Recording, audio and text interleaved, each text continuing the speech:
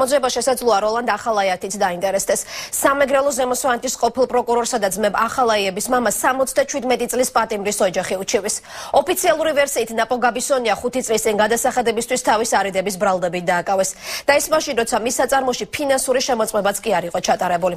პრობლემები ბიზნესმენს მას შემდეგ შეექმნა, რაც გაბისონიამ ახალაიას ვალის დაბრუნება მოსთხოვა. მსჯავრდებული, რომელსაც ახალაიას პირად პატიმარს უწოდებენ. პატალაგულავა დეტალებით.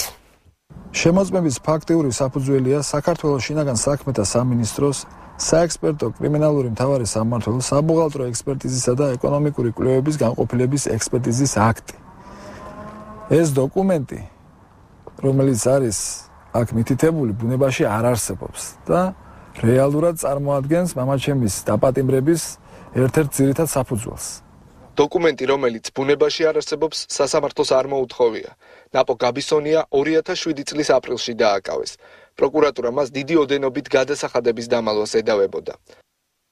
თითქოს და სააქციო საზოგადოება ზუგდიდ სოფტექნიკა ექსპორტზე ყიდდა საქონელს მაღალ ფასში და სინამდვილეში თითქოს და ფიქსირდებოდა დაბალი ფასები. მაგრამ პროკურატურას არც ერთი დოკუმენტი ამ ფაქტის დამადასტურებელი არ გააჩნია. გაბისონიას ოჯახი სასამართლო გადაწყვეტილებას როლანდ ახალაიას უკავშირებს.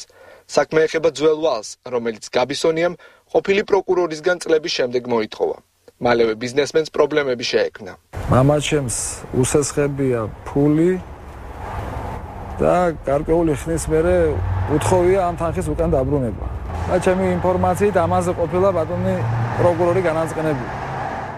ზუგდიდის ცენტრალურ უბანში 4 ჰექტარზე განთავსებულ საწარმოს ახლა ყადაღაადევს. მანქანადანადგარები გაყიდულია. გაბისონიას ადვოკატი ამბობს, რომ ამ ტერიტორიით როლანდ ახალაია იყო დაინტერესებული. მიზანი მე როგორც იურისტი ვასკვნი, რომ მიზანი იყო ამ წარმოების დაუფლება. თუ კი ესენი აქ ხანგრძლივი პატიმრობით მოშორდებოდნენ ამ წარმოებას, მაშინ ადვილად იყო ამის ხელში ჩაგდები, ეს უზარმაზარი წარმოება იყო.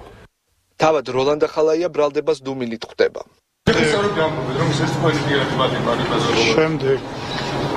შემდეგ გაბისონიას ოჯახმა საქმის ხელახალი გამოძიებისთვის პროკურატურას უკვე მიმართა. საქმე გაგზავნილია სტრასბურგის ადამიანის უფლებათა სასამართლოშიც.